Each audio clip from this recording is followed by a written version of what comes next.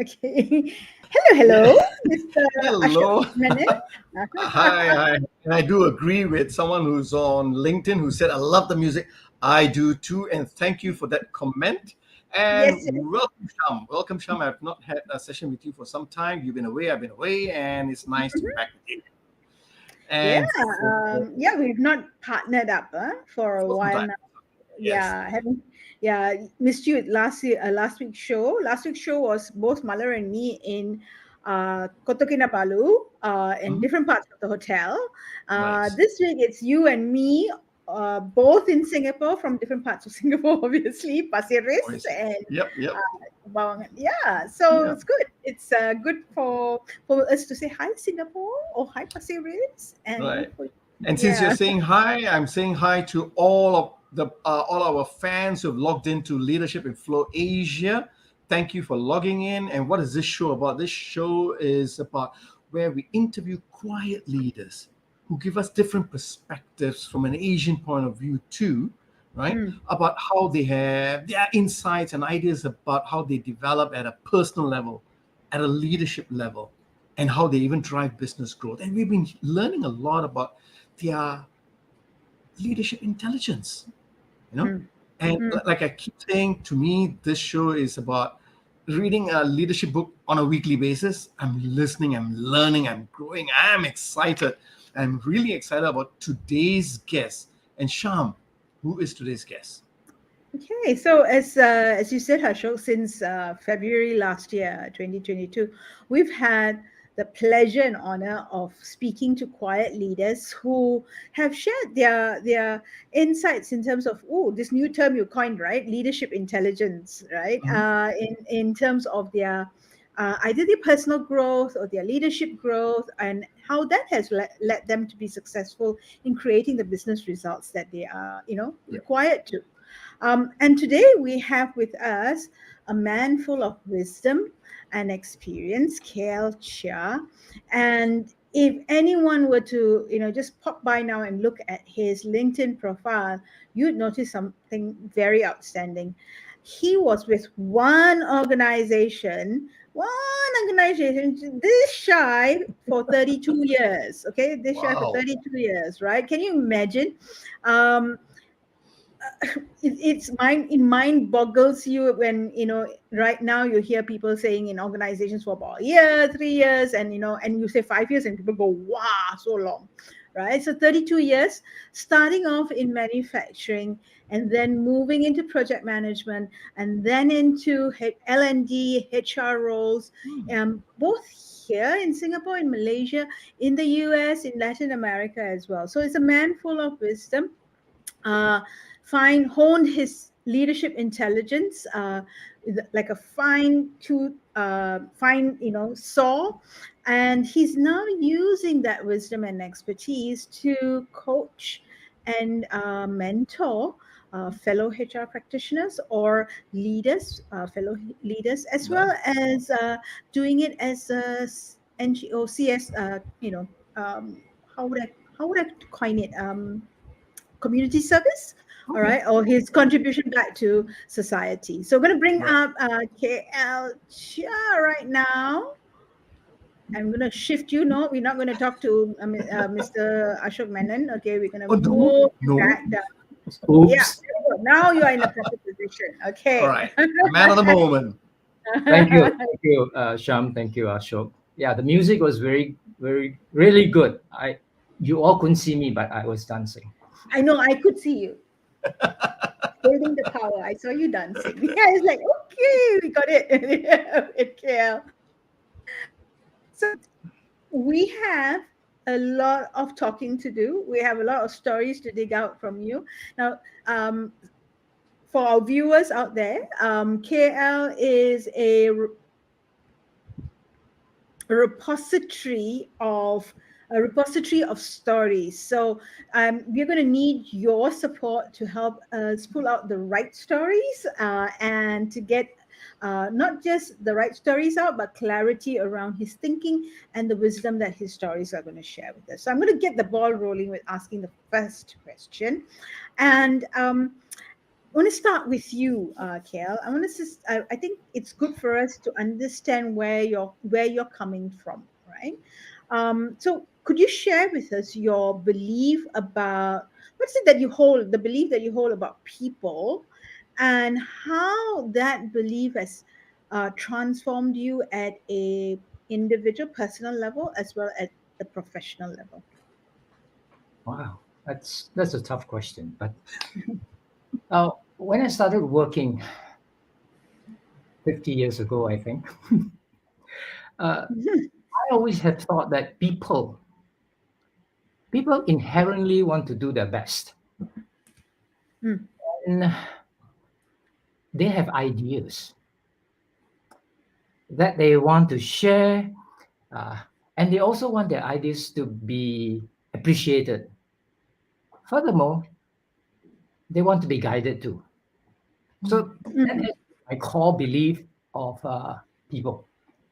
And with that core belief, that's how I acted in all the phases of my career or working life, whether it's in mm, manufacturing, corporate university, human resources, or right now consulting and volunteering.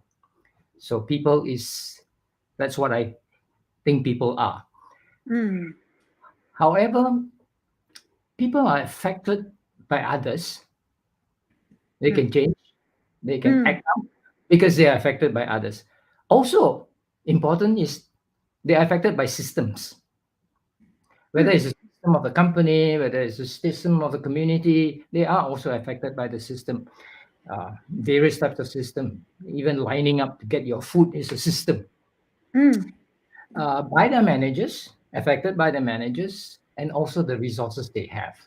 mm.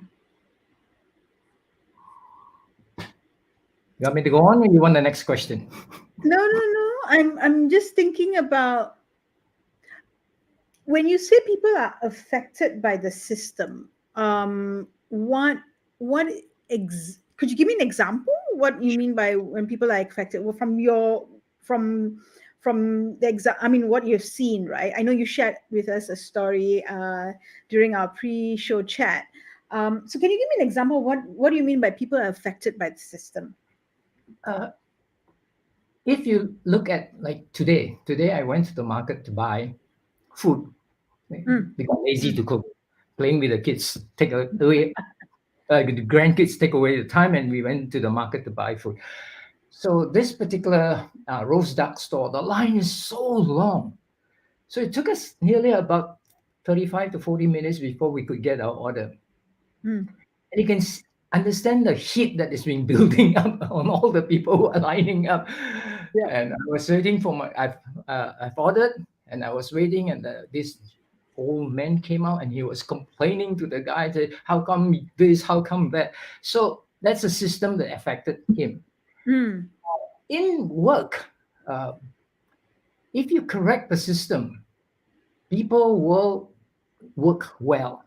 It's just like I always use food as an example.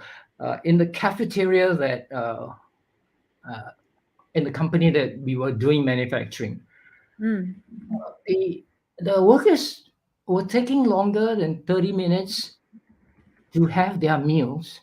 mm, And in addition, they could not finish their meal. mm. So in a manufacturing environment, half an hour, boom, you have to be back at your station because long ago everything Yeah. is manual. Right? It's not Yep. automatic like now. Yep. So you have to be back at the station. If you're not back at the station, nothing is produced. Mm. And so, in that sense, it's still a system that causes them to take longer to eat and also could not eat that much. Mm. I can explain that system a little later on. Mm. So that's what I meant. Mm. Okay. And what can we do? What do you think is our best response when the system's not helping us to be our best, right? What what do you think as individuals or as leaders? What would be our best response? Do you Okay. think? What's your advice? So let me talk about my early days in the working career. I was Mm, running manufacturing. There were about 3,000 people in my organization, although most of them are operators running machines. mm, And one day, and I was doing very, very well, had the lowest cost, quality was reasonably good. And one day, my general manager came to me and asked me if I would like to go to human resource. I was shocked. I looked at him and asked him, "Sir, are you firing me?" I mean, who in manufacturing and engineering would want to go to human resource at that time? So I mm, was really shocked and I was really upset, worried. I said, "No, no, I'm not firing you. I'm actually giving you a promotion." I said, "Oh, okay." Then I asked him for a favor. I says, "I'll go there for 2 years. If I don't like it, please bring me back to manufacturing." mm. And of course, I never went back to him to ask him to transfer me back to manufacturing. so, so in the personnel function at that time was called personnel, not Yes, human resource. yes. Personnel. So I'm aging myself.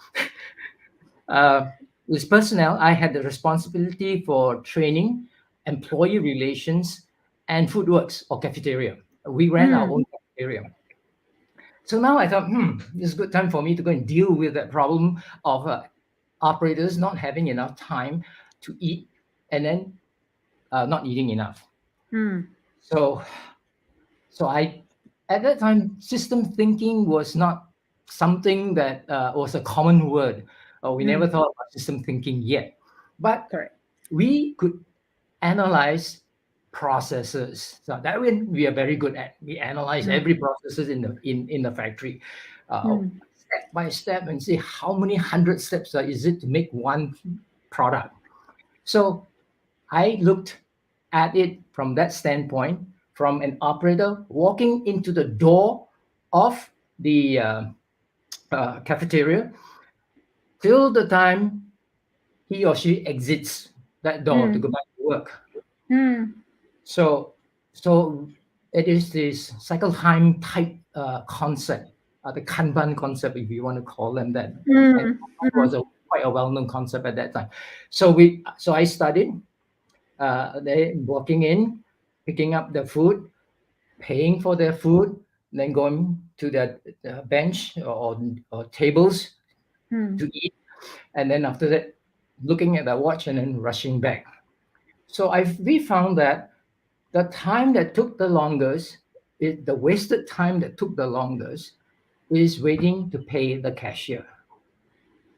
mm, So mm, everybody was waiting.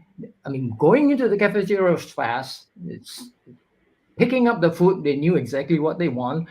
Then they wait and wait and wait and for the cashier. There were two cashiers, and both the mm, lines are long. mm, By the time they got their food, they literally had about 10 minutes left to eat. And so much of the food is not eaten and gone to the conveyor belt. So I mm, asked the cafeteria supervisor, look at the conveyor belt. You know, there are a lot of food that is not eaten and wasted. He said, oh, no worry. We sell it back to the farm. I said, how much do you sell them? And he quoted me a price, and I says, do you include all the electricity and water and stuff like that in? Being manufacturing, you always are very detailed and things like that. And then he said, mm, No, we don't pay for them. I said, excuse me, you don't pay for them, but the company pays for them. But anyway, so after that analysis, we looked at solutions. So one of the solution we came up with is get rid of the cashier. Mm. Oh my God, that was like a storm with thunder from the finance department. What do you mean, get rid of the cashier? Who's going to collect the money? How are we going to ensure Mm. that proper audit is done? So I said that the company's philosophy is that you trust people, that people are your greatest asset. And you Mm. always say, you are my family. Mm. And now you don't Mm. trust them. You say, yeah, but it's not yeah and it's yeah, but. Mhm. So anyway, after lots of discussion, I was able to get a trial for 1 month. Mm. Because some of the question asked is, if they don't have enough money, in enough exact coins to or exact amount to pay, what happens? So that's one situation, not enough money to pay. Yep. The other is if if the food is let's say 75 cents and they have $1, what happens? Mm. How do they get their change back? Mm. So we said that. So I made this suggestion, which actually didn't sounds good, but didn't go well with my finance group. I said that if they are under, they have to remember that today I owe the kitty 25 cents. Tomorrow you put the 25 cents in, Mm. or you add 25 cents to the food that you are taking. So tomorrow, if you have 75 cents, you put $1 in. Mm. Then they say, how can people generally don't do that? They will forget. I say, yeah, there's a risk we have to take. We trust them. We will honor them because we trust them. So we experimented for 1 month, and cafeteria didn't lose any money. Mm. Mm. So we got rid of two positions who are now doing something else behind the kitchen. Mm.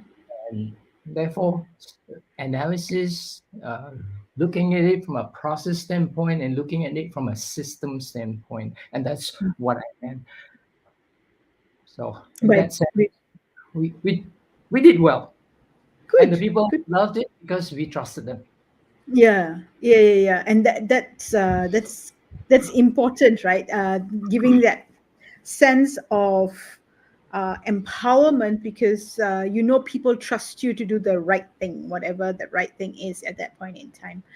Before I summarize, I just want to say hello to one of our viewers. Unfortunately, I can't see who you are, so I can't call you by name. It's good to see you, Sham and Ashok. Good to see you too. Thank you for saying you're here with us, and welcome. And as you know, everyone, this show is just not Ashok and me asking questions. It's for you to ask questions as well as share your point of view, right? And that's one of the ways that we learn.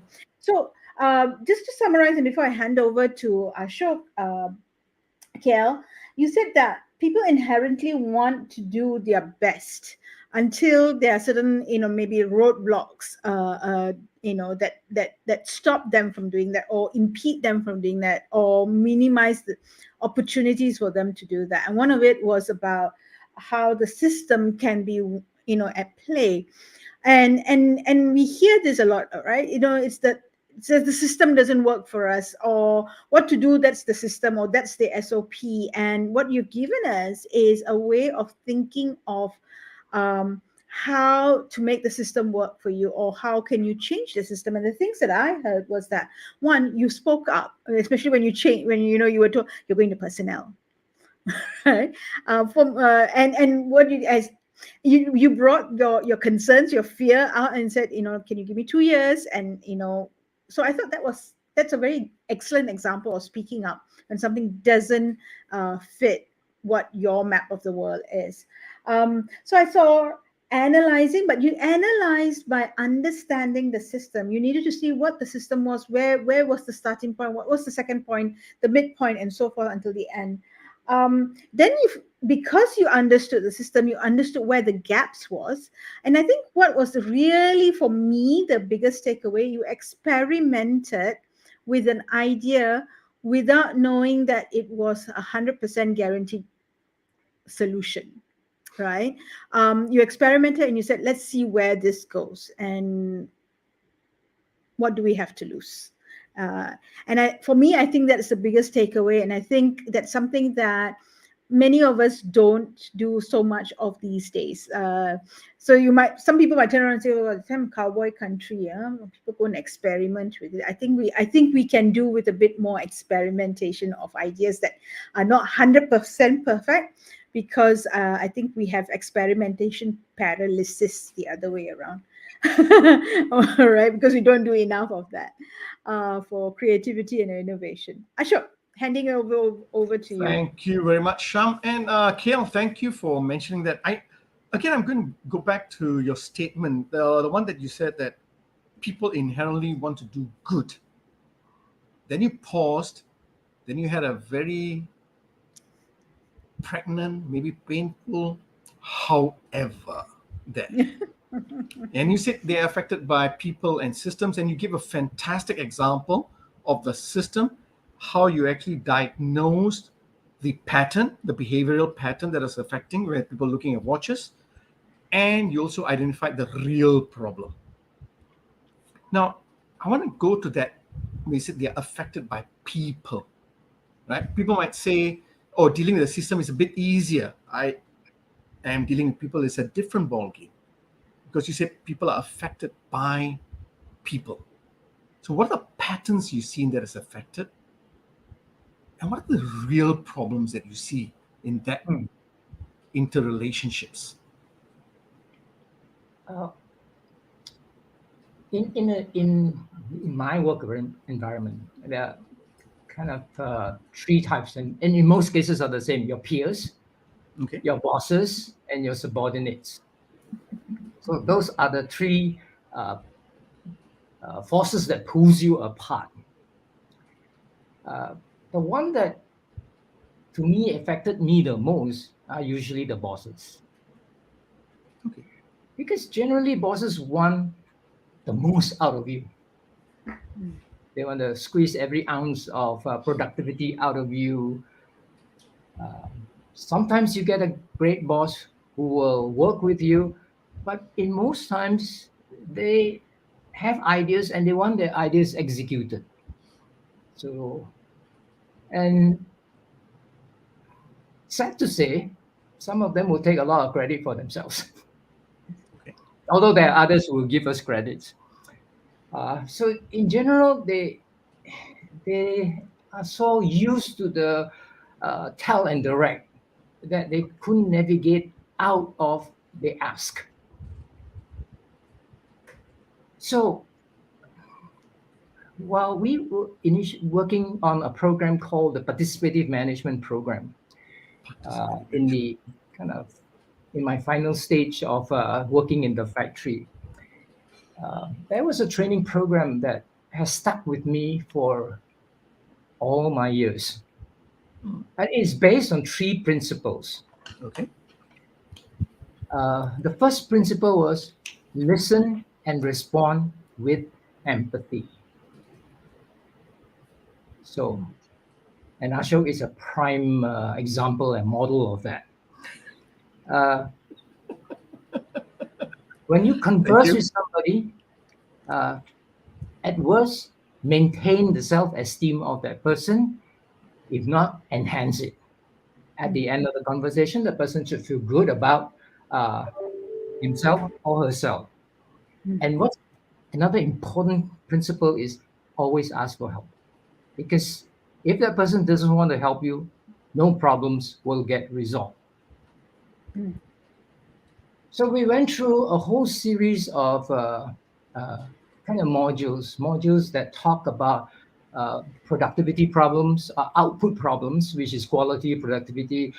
We talk about how to handle work habit problems, how to reinforce, and how to take action, actually, if they are not performing after your conversation. And that helps us in our disciplinary processes. So it's not always being nice and friendly. I mean, if the person is not responding, uh, Hmm. despite all the conversation that has taken place, then the person will have to be warned, things like that. So, but it may come to that, but the chances of it coming to that is slimmer, because by then the person would probably be able to work and gain some competencies, understand what he or she is not doing right, work with themselves. So, for example, if the person always comes late to work, then you have to understand the basis of why that person is coming late to work. To me, I don't think the person intentionally wants to come to work late. Hmm. Something must have happened. Uh, Hmm. like, for example, the traffic has gone bad. Every time he comes, and you can understand his frustration because he's in the car sitting and trying to get to the office on time, but then the thing is crawling at a snail pace. So that is empathy, understanding that his frustration when he's in the car. Mm.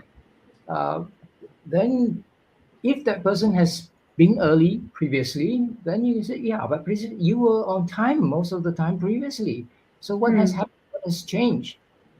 So this is kind of trying to maintain his self-esteem that he is able to do that, and then you ask for help. So you might find that, now that he has children, he has to take his children to the daycare, and then on the way back he hits the jam. So we'll discuss what kind of problems there are. So uh, so managers are then taught also how to reinforce their supervisor who will be having conversation with an employee who is having problems like Mm. that. Uh, so in a way, uh, our work is always affected by, in my case, mostly my bosses. I am fortunate. I have a few terrible bosses, but most of them are good. Yeah, Right. a difficult boss. But the good thing is that difficult boss and I are now on Facebook and Having conversing with chat. each other. Yeah. Nice. Nice. Well, when you are with one organization for 32 years, you're definitely going to have a wide range of different personalities who end up being your the person that you report to, right? And the you'll get the ones that you work very well with, and you get the ones that you maybe don't gel so well with as well, as No, expected. thank you very much for that, KL. So, thank you for sharing because you talked about systems. Now, so what I'm hearing from you when you talked about people, and I liked your participative management, I can see why you're excited about it. You still can remember the principles so well after so long, right? And what I'm hearing from you is about, again, going back to your first statement, you believe people are inherently wanting to do their best. They are really good in that sense. Since you believe in that, it's about connecting and listening and responding with empathy to that person itself. Hmm. All right. I think that is something very key that you mentioned because you said people are affected by others. So one way to break down or create that level of feeling of safety in that sense is to listen and respond with empathy, understanding that the person is just like me, a human just like myself, you know. And I like the fact that you mentioned maintain and enhance at best, their self-esteem. Obviously, I mean, I'll put up a little bracket authentically there, you know not to praise people for the fun of it, right? Really well, in that sense, and asking for help. And I think those are three important steps that you have mentioned about how when people can be and will be affected by people, and how do you get over that. Now, I also heard Sham mention earlier, and I wanted to dig your personal thoughts on this, that you also were in the L&D space, Hmm. right? With that experience. Now, um, these skills can be taught to anyone, Right. right? And they can keep practicing it. And I feel that when you get into a classroom environment, you pick up, but you need to be. That's why you said the managers are there to help reinforce with the supervisors on a actual daily basis, so they are then repeating those desired behaviors. I get that, Now, in your experience, have you seen some managers go deeper and doing it better, and some still at the surface level? And if so, why do you think so? If it is so, There are differences in the way they manage their people, because our own profile, our own traits are quite different. right. Some of us have very high urgency, for example, and everything has to be accomplished very quickly. I don't know whether you have ever experienced the you going into your boss's office, discuss something to be done, and before you walk out of the door, he said, "How's it?" That is ultra urgent. Right. Yeah, it's similar because then there was a general manager of a software uh, company that I was coaching. Uh, Talking to him, I find that he's a very nice person, can talk, can communicate well, etc.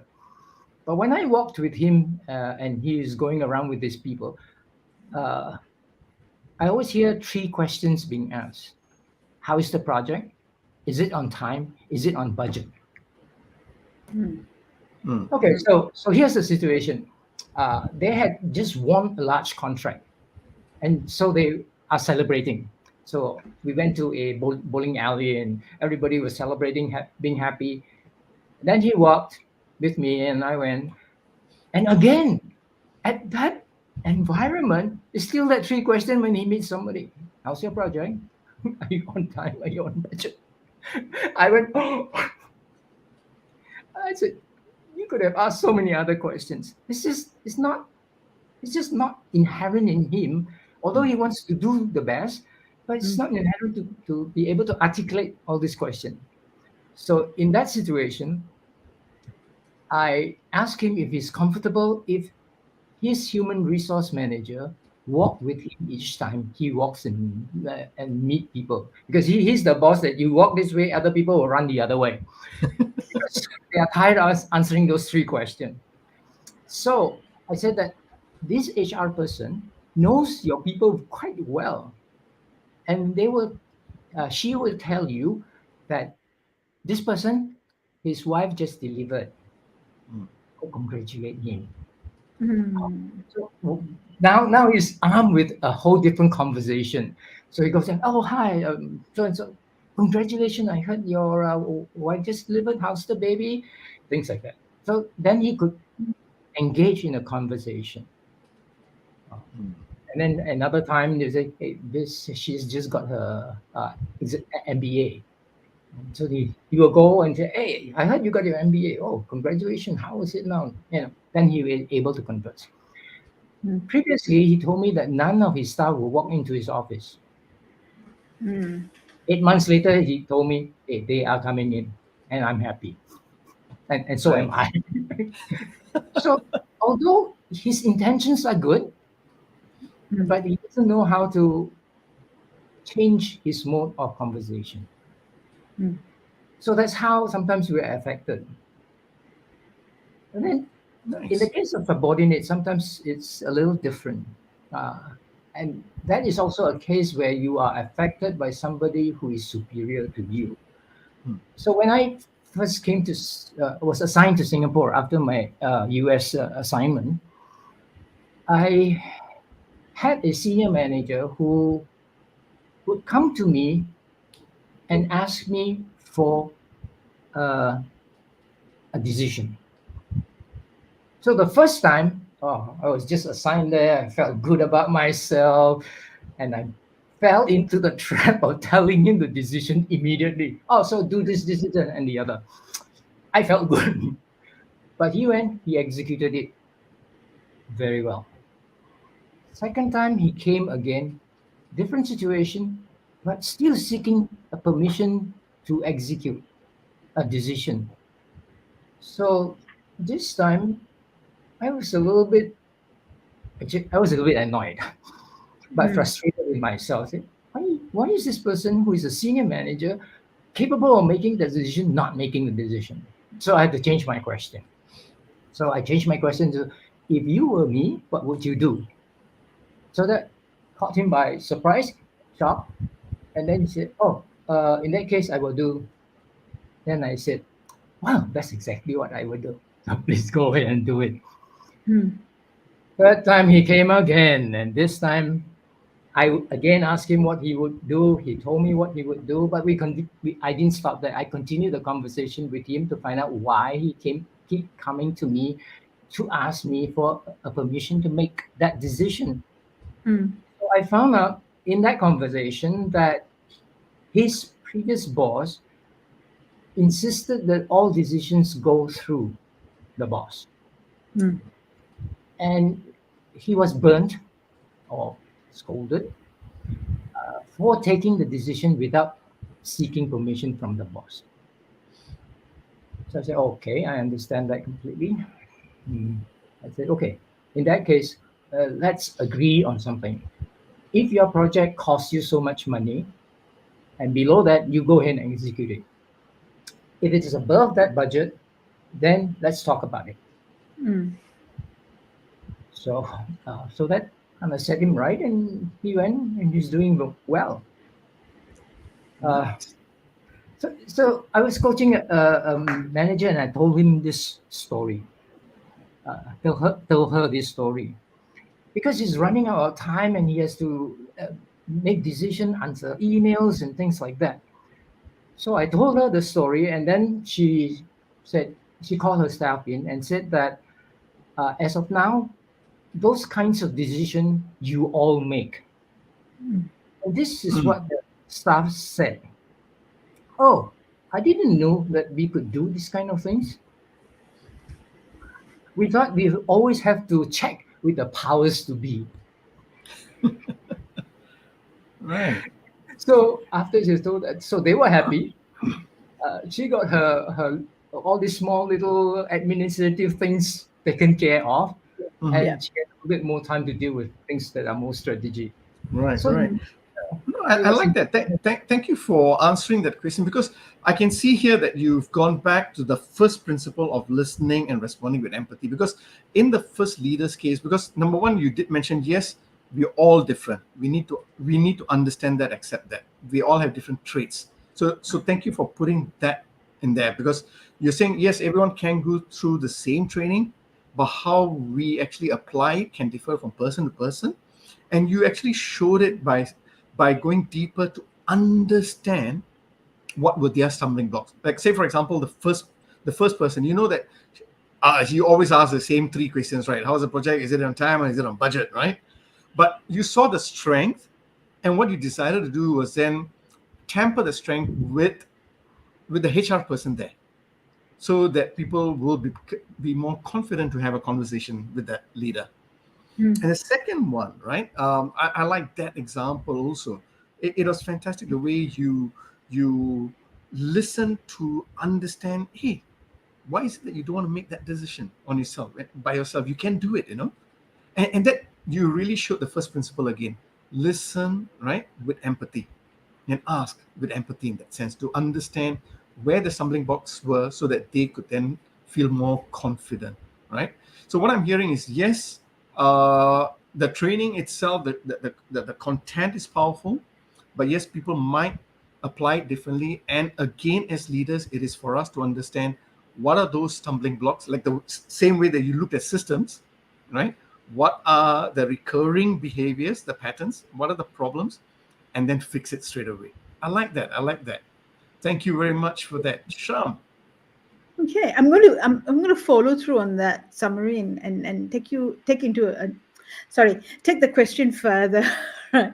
KL, you have a way of internalizing your learnings, either learnings from programs you've attended or learnings through experiences that you have gone through, right? Um, and you almost re-engineer it, right, in your head. You re-engineer it into steps or processes.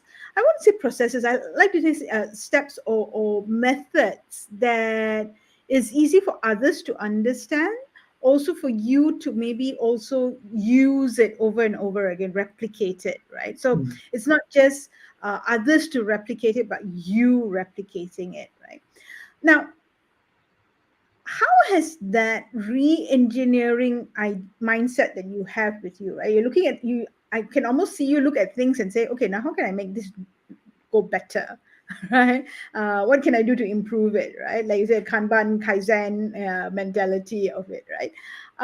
So how does that thinking, how has that thinking helped you with relationship building and with your own leadership style in developing and crafting your leadership style?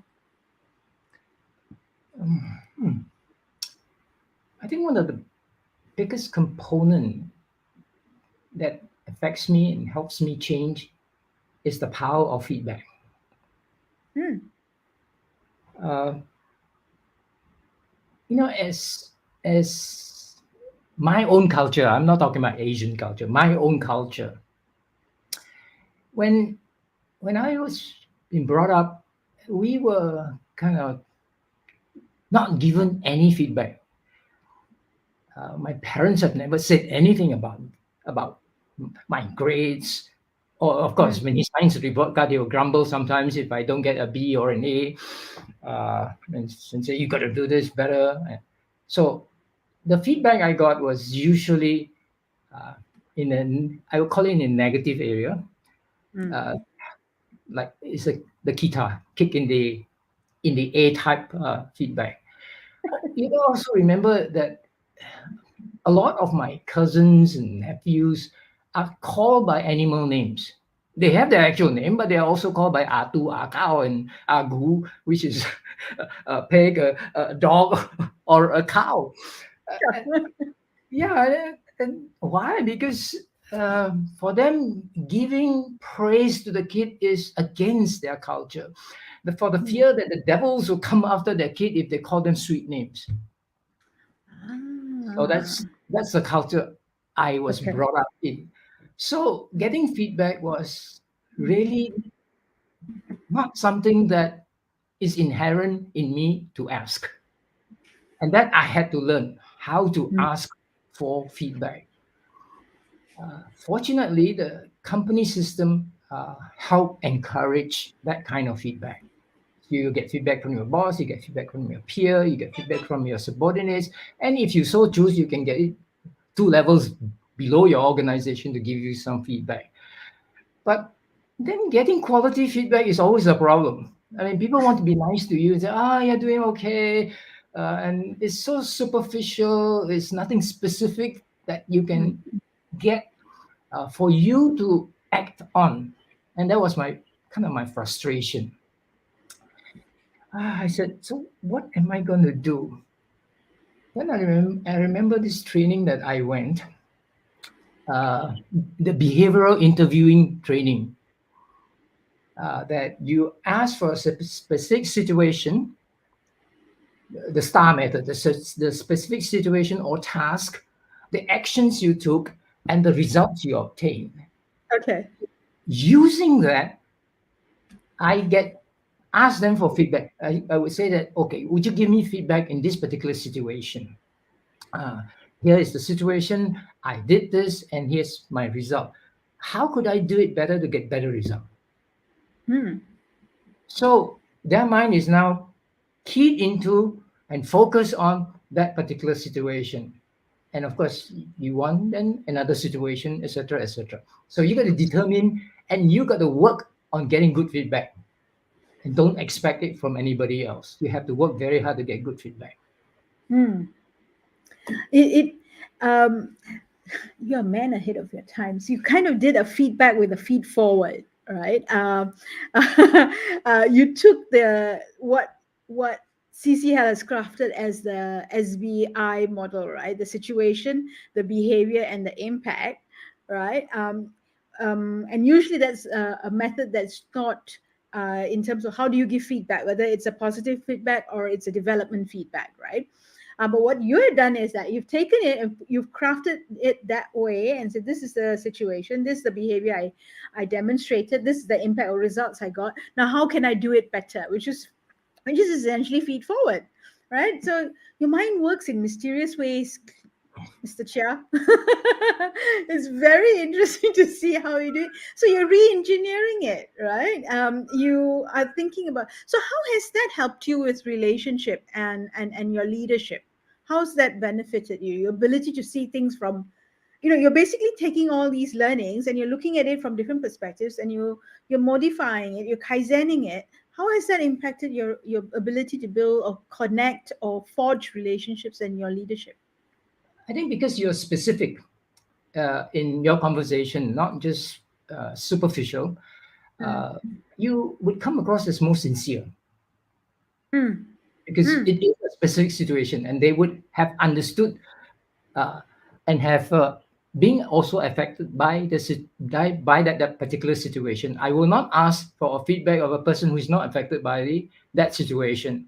Then that person cannot give me the appropriate feedback. So the person is involved in the team, for example, then I could ask very specifically for those kinds of mm, feedback. So mm, so in that sense, getting that feedback and then acting upon it kind of helped me build trust in that relationship with them. And the mm, fact that I kind of opened myself up because of that specific situation, uh, they could understand me better and professionally get closer to me. mm, Uh, so in that sense, it helped uh, in building that relationship. So, for example, I have a few networks that I co-admin, mm, and one of them is my Indian HR network, and I love this network because there's no frivolous forwarding. It's always content, or wishing somebody happy birthday, mm, or congratulating somebody for a job well done. So I like that particular one. And then, of course, I have the all the corporate university of Malaysia, Singapore, Hong Kong, China that I would kind of communicate with, and they will still communicate with me. Like for example, I asked when I could share my session with my network. I just send it to them, and if they're on, they're on. If they're on, I say hi to them. So in a sense, it helped. And I actually employ this three key principles when I speak to my children too. mm, mm. Okay, that's interesting. So I it haven't immersed. done it with my wife, but my children, I could deal with that. My wife could get me to Yeah. she's she's of higher intelligence. And, Yeah, trying to get me to do something. yeah. Nice, nice, nice. It's a different kind of relationship. Right. Yeah, right. Yeah. Ashok, over to Yeah. you. No, again, thank you, KL, for setting the context of why people are called animal names. I never knew it, but that's a learning again for me. You know, Yeah. I just want to take on something that you mentioned earlier. You said you need to work hard on getting feedback. So in my mind, the question that came to my mind is: are you saying you have to be consistent at it, or are you saying you need to be emotionally ready for it, Uh, or both? I'm not too sure. Or is there it- something else? it's both, and the hard work is the planning for the feedback. Ah, So, what do you so mean by that? Tell us more. yeah, I was thinking, okay, what kind of areas of feedback do I want? For example, if I'm in a very senior position, I would say, am I envisioning well? Okay. Are my visions correct? Am I do I generate energy for the organization? Do I energize the organization? Uh, am I bold in making decisions? So, for example, if those are the three areas, then I have to think about what are the situations that I have encountered, what are the actions I've taken, and what are the impact. And so that is not easy work. Hmm. You got to kind of think through and say, okay, this is the action I took, this is the result I got, and then when you present that to get the feedback, uh, then uh, you get the best feedback you can get. Of course, feedback always starts with general pleasantries and stuff like that Sure. before the serious work comes in. Hmm. Okay. Wow, I Um, love that. Sham, just before you get that, I just want to summarize it. It's beautiful. I love this because I think this is probably the first time I'm hearing this. Planning for your feedback. I mean, yeah. again, it goes again deeper to you know who you are, you know where you could be your gaps, and what are the specific areas you want to focus on and get better. So you plan for that. I love that. And be very clear what are the three areas. I notice you're always about the Trinity anyway. But yeah, thank you very much for sharing about planning for your feedback. Again, it go back to reflect on your own competency. What is the area you want to focus on? And focus on three areas to ask the right question to the right person so that you can then make the progress. Sean. Hmm. And I agree with you, Ashok. So let me reinforce that thought. Okay, I think you've got one, clarity of what you need to do for yourself, and therefore also clarity then when you are working with others. Um, I think you also very persistent, right? Your perseverance in terms of doing the hard work, because you've got certain results you want to achieve, and you focus on that and you persevere to make sure that you get, or you do your best, you give it your best shot, all right. Towards that position. Now I want to take that and go a little bit into a different direction, right? The reason we connected with you was because of a common acquaintance, a friend that we have in common, Amida Sulo, all right? And she brought you up in a discussion, your name up in a discussion we were having, and she said how you're still coaching people, right? You're coaching, you're mentoring, you're guiding, you're counseling, however you want to use the words, whichever words you want to use. You're still very much part of the people you've worked with, and also you've also created a network and relationship with new people, right? So you're a big believer in people and connecting to networks. You've created networks, right? Um, I mean, why? You've had a rich, fulfilling career, right? You know people the world around. Like you said, you've got WhatsApp groups. You can just reach out to people and connect with them. But, you are still contributing in a different way uh, to your former community. You've created new communities of your own. Why are you doing that? Mhm. Uh, First of all, I think the mentoring and chatting with people, helping them improve themselves, helping them improve their organizational system, really energized me. Hmm. Hmm. I mean, it also helps me cranially. I also Hmm. have to think, I have to work my brain, and I don't want a stale brain. That's all. I'm very fearful of a stale brain. Hmm. So that pushes me forward. So one of them is kind of personal because my brain, and the other Hmm. is just energizes me.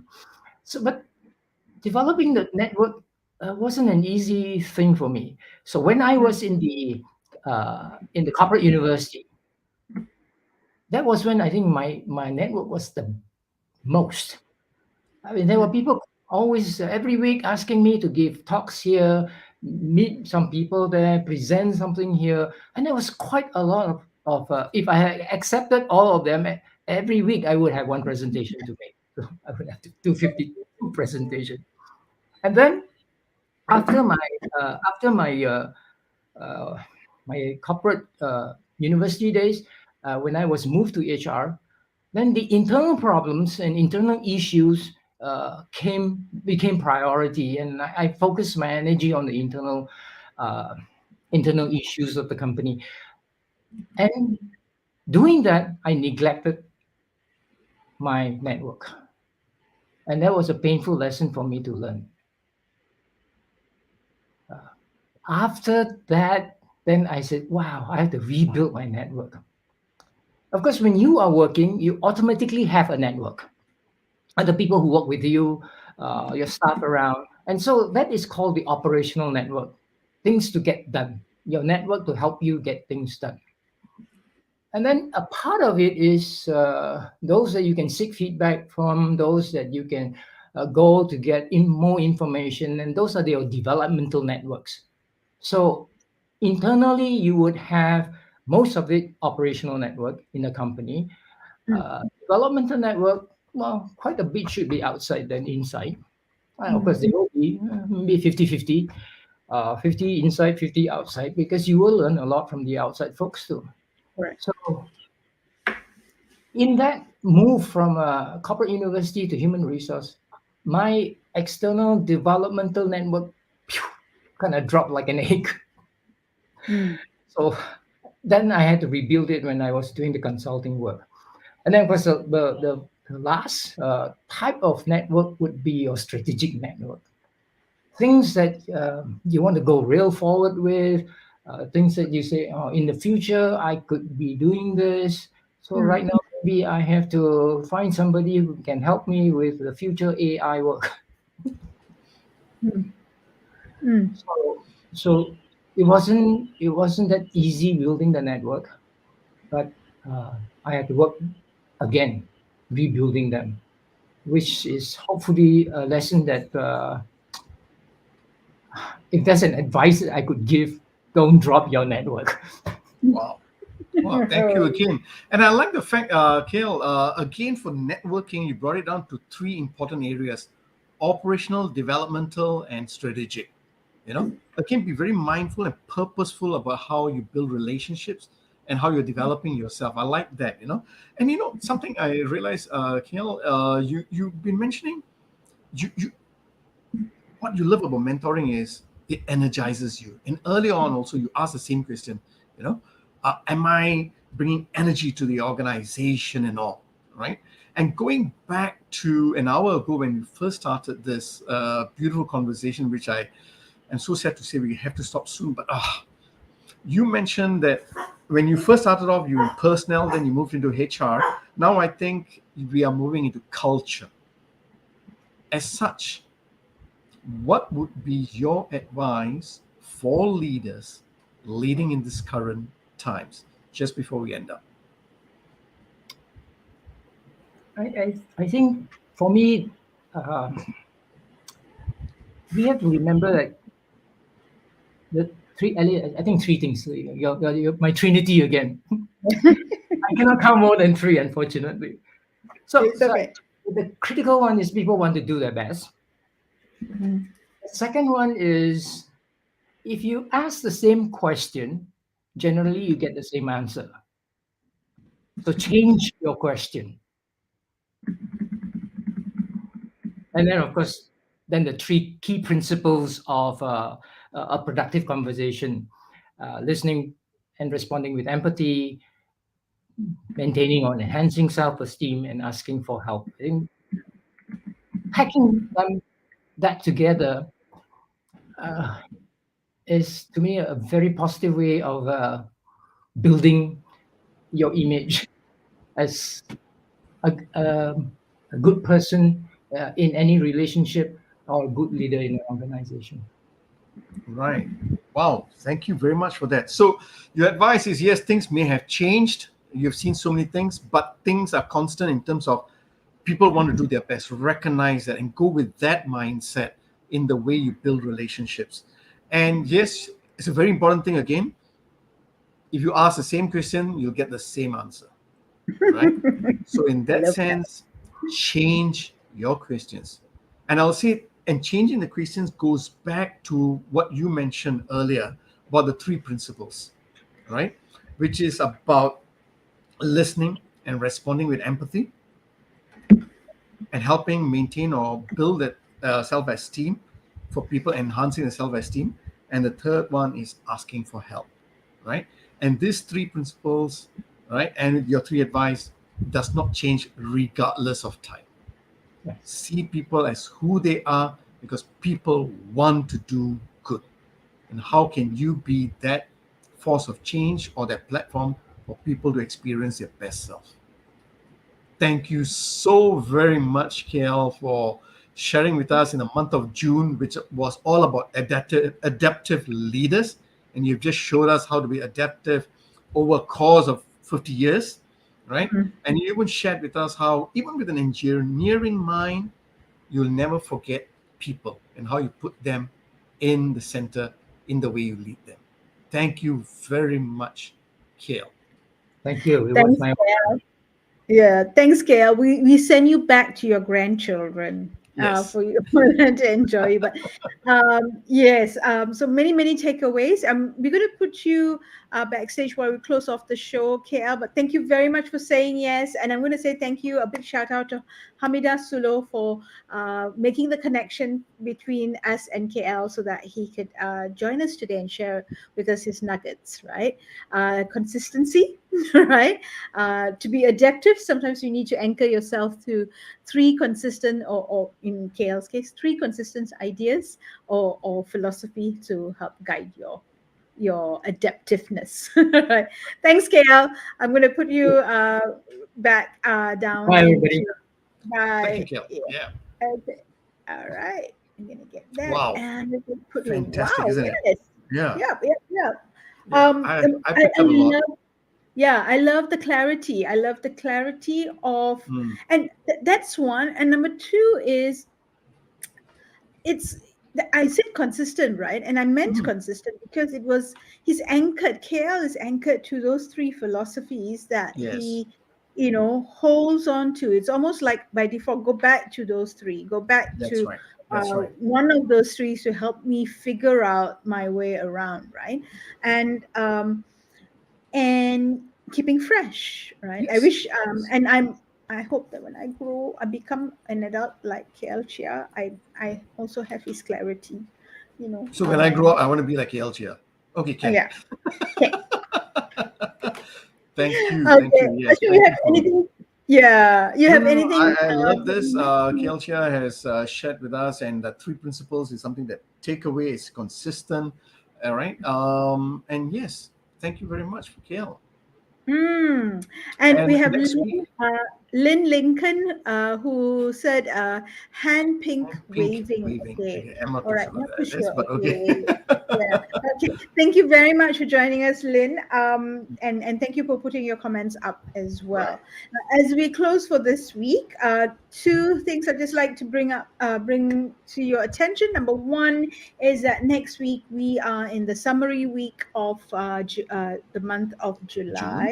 June. Sorry, June. see, fast tracking, fast tracking. It's okay. It's Okay, okay. month of June. So Ashok and I will be summarizing the four quiet leaders that we had the wonderful opportunity of interviewing this month. And number two is save the date. The date that you need to save is 10th of August, 10th of especially if August. you're in Malaysia. Yeah, 10th of August, especially if you're in Malaysia, specifically in Kuala Lumpur. We are having the first Leadership Learning Festival organized by the Leadership in Flow Asia team. More details will be coming up, and we'll be putting out the link for you to save the date, and then the official invitations will come out as well. Thank So you. for those of you who are calling in, listening from Malaysia, please save that date. We are going to have one in Singapore at a later date. Let's deal with Malaysia first, and then we give you the Singapore dates, right? And on that Okay. note, anything else, Ashok, that we No, need to I'm tell good. you? I'm good. I'm good. Thank you very much. All right. So thank you for joining us. We'll see you next week when we summarize June and the lessons from our adaptive Adaptive leaders. leaders.